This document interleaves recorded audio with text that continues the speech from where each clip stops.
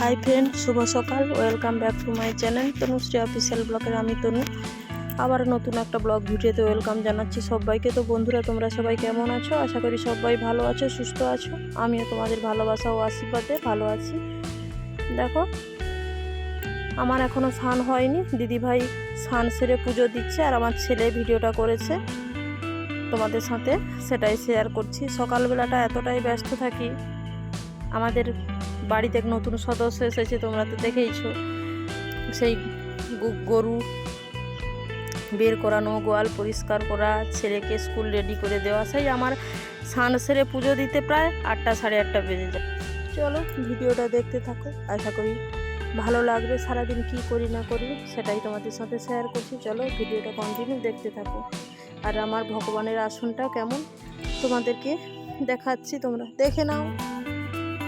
আজকে যেহেতু অমাবাসী, তোমরা তো জানো, যে জানে না বার তিথি আষাঢ় মাসের 7 তারিখে হয় অমাবাসী।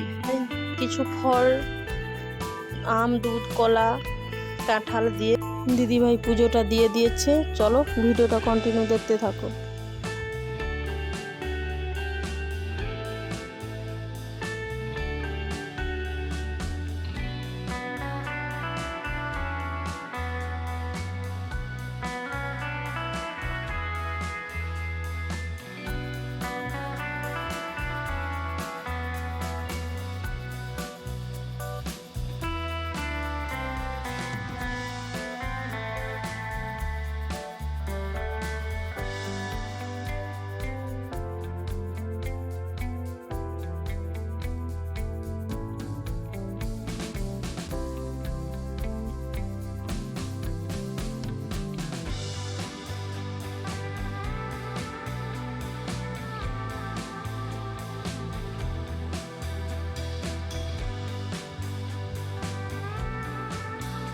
তারপরে দেখো, বাপের বাড়ি থাকতে কাঁঠাল এনেছিল, তোমাদেরকে তো ভিডিওতে দেখিয়েছিলাম। সেই কাঁঠালটা দিদিভাই ছড়তে বসেছে। আজকে যেহেতু অমাবাসী, আম, দুধ, কলা খেতে হয়, তো সবার বাড়িতেই খাওয়া হয়।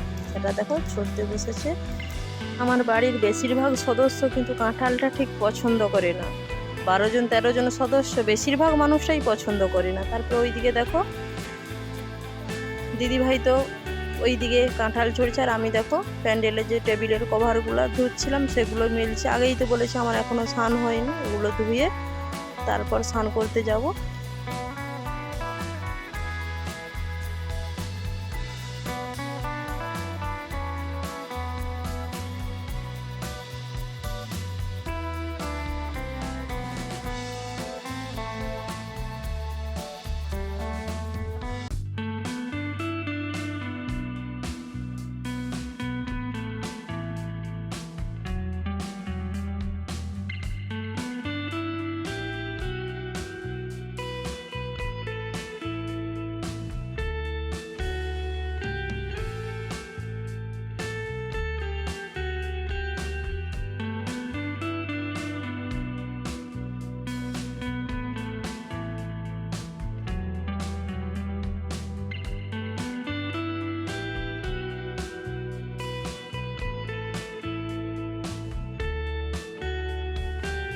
স্নান সেরে পুজো দিয়ে একেবারে চলে এসেছি রান্নাঘরে। এসে দেখি দিদিভাইয়ের প্রায় রান্না কমপ্লিট, শুধু সরষে ইলিশটা বাকি, ওটাই করছে।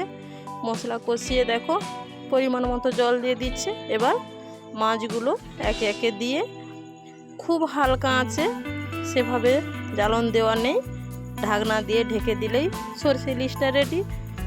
কার কার এই রেসিপিটা প্রিয় তোমরা কমেন্ট করে জানাতে ভুলো না কিন্তু।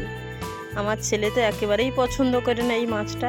একটু যে একটা আলাদা স্মেল আসে, এটাই আমার ছেলের খুব অপছন্দ। ছেলে কিন্তু এটা খাবে না, ছেলের জন্য ডিম।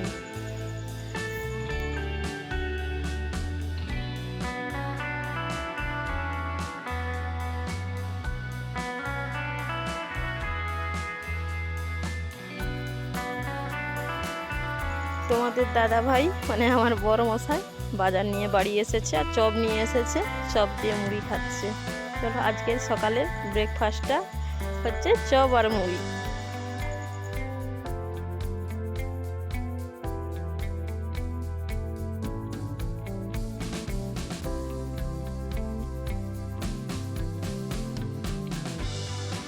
ওইদিকে তোমাদের সাথে কথা বলতে বলতে রান্না পুরোটা কমপ্লিট। আর আজকে দুপুরের লাঞ্চের মেনুতে হয়েছে যে নোটে শাক আর ডাল, আর এইদিকে ইলিশ মাছের ভাপা বলতে পারো, সরষে ইলিশ আর বাঁধাকপি। এই ছিল দুপুরের মেনু।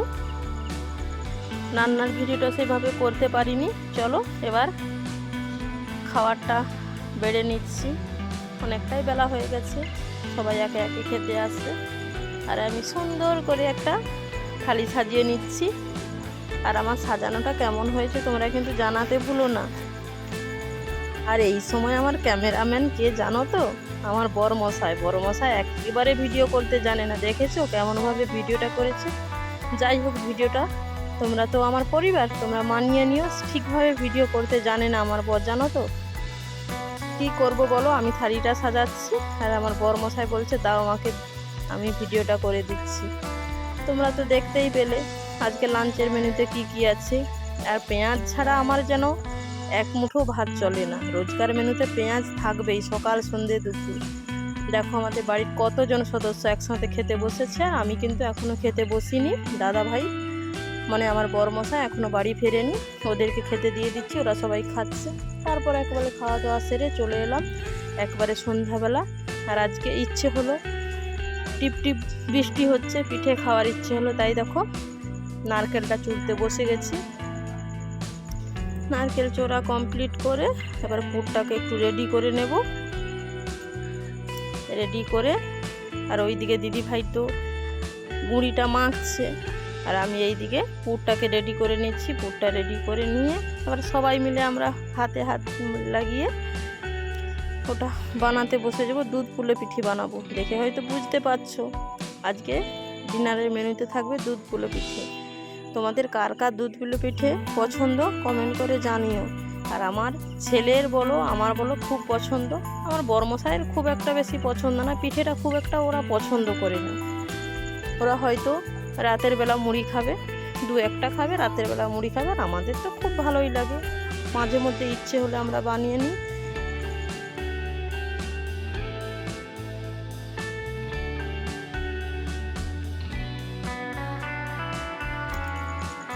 আর প্রথমে না পিঠেগুলোকে ভাপিয়ে নিচ্ছি, তারপর দুধের মধ্যে সেদ্ধ করবো। আর একসাথে যদি একেবারে দুধের মধ্যে সেদ্ধ করি না, পিঠেগুলো না অনেক সময় ভেঙে যায়। তাই দেখো ঝাড়িতে প্রথমে ভাপিয়ে নিচ্ছি। আগে দু এক তাওয়া হয়ে গেছে, আর এইটা শেষ তাওয়া। দেখো ভাপিয়ে নিচ্ছি, তারপর দুধটার মধ্যে ঢেলে ভালোভাবে ফুটিয়ে নিলেই রেডি দুধ পুলে পিঠে।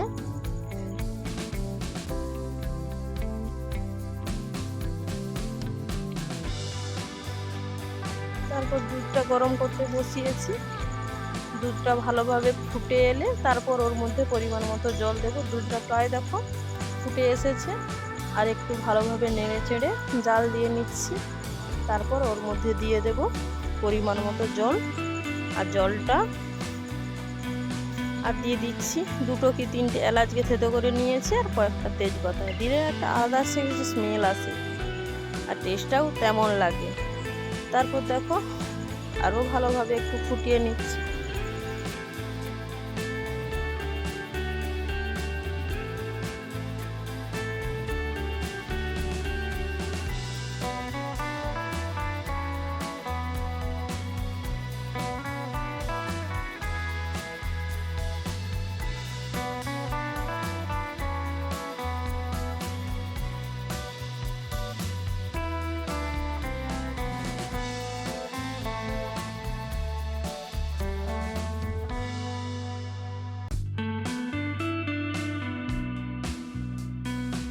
জলটা যে দিয়েছিলাম সেভাবে দেখাতে পারিনি। তারপর একে একে দুধটা ফুটে এসেছে, ওর মধ্যে একে একে পিঠেগুলো দিয়ে দিচ্ছি।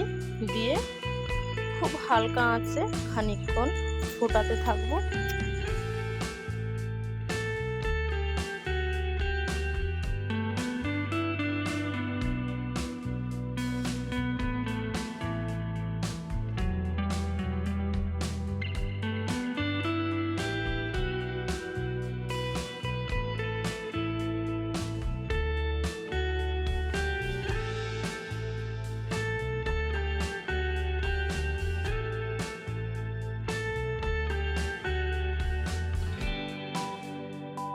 ফাইনালি দেখো আমার দুধগুলো পিঠের রেসিপিটা পুরোটাই রেডি।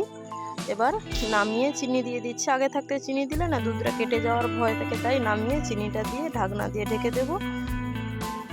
একেবারে যখন পরিবেশন করব, এখন আধা ঘন্টা 1 ঘন্টা পরে পরিবেশন করব। ছেলের কয়েকটা হোমওয়ার্ক বাকি, ছেলেকে পড়তে বসাবো, তারপর এসে একেবারে খাওয়ার সময় ঢাকনাটা খুলবো। চলো ভিডিওটা আর বিশেষ বড় করছি না, এতক্ষণ ধরে পুরো ভিডিওটা জুড়ে থাকার জন্য সবাইকে অসংখ্য ধন্যবাদ, অনেক অনেক ভালোবাসা। তোমরা সবসময় এভাবে আমার পাশে থেকো, আমিও তোমাদের পাশে আছি। চলো আজকের মতো ভিডিওটা এখানেই শেষ করব। সবাই ভালো থেকো, সুস্থ থেকো, টাটা। আবারও দেখাবে নেক্সট কোনো ভিডিওতে। সবাইকে গুড